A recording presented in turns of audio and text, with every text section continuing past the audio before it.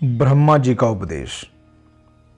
सूत जी बोले, पूर्व काल में जब कल्पों का नाश हो गया और बाद में पुनः इस कल्प का उदय हुआ, तो 6 कुलीन मुनियों ने सृष्टि के प्रारंभ होने पर विचार किया कि सब से परे है या नहीं। इसका निर्णय कराने के लिए ये ब्रह्मा जी के पास गए।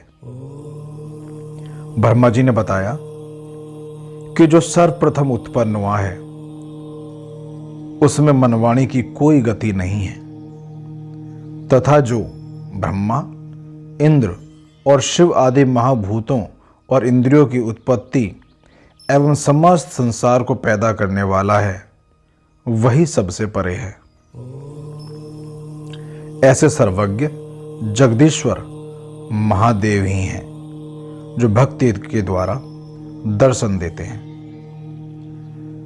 रुद्र आदि देव भी उनके दर्शनों की अभिलाषा रखते हैं।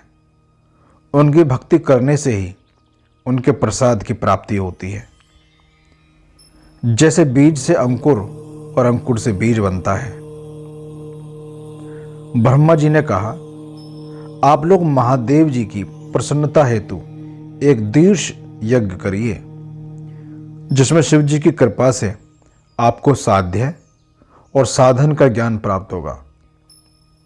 मुनियों ने पूछा, हे भगवान, यह साध्य और साधन क्या है?